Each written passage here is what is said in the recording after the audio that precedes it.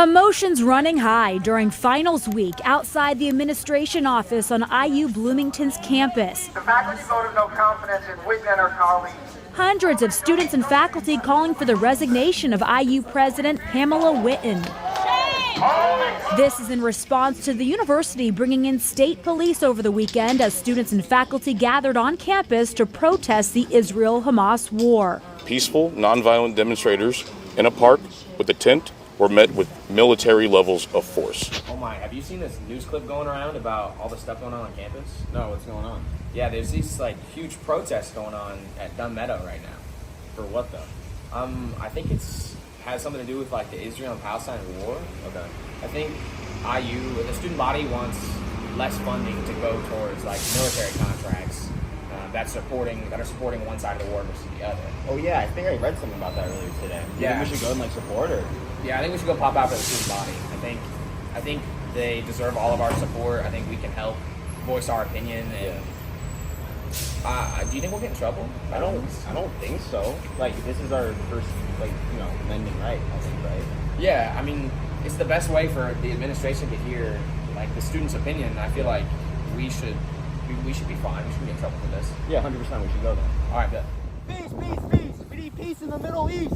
Peace, peace, peace. All right. Whoa. We're shutting down the protest and perhaps we're not doing this. What do you mean? We're not allowed to be here. I use rules. We're not going to be here. I can protest. My First Amendment right. I said no. We're not doing it. What are you talking about? No. Whoa. No. 56 people were arrested, including students and faculty members like Barbara Dennis. The cop told me to step back and I said no. And why did you say no? Because I'm not going to let somebody with weapons get closer to my students. Who would do that? Why would I do that? Hi, I'm Shrishti. I'm an international student from Singapore. And I think protesting carries significant risks for me, as an arrest could really jeopardize my visa status. Being detained or being in legal trouble could be seen as a violation of the terms of my stay in the U.S. and potentially leading to a deportation. Unlike domestic students, I feel like I don't have the same legal protections or privileges, and even small issues could lead to serious consequences for my future and my education. While there are a lot of causes I support, I find it much harder to participate openly in protests and demonstrations. Thank you. Dude, I can't believe I got arrested. I didn't do anything. Yeah, I can't believe we had to come bail you out. No, I mean, I can't believe the protest got shut down, dude. I didn't even think they were that bad. They weren't that violent.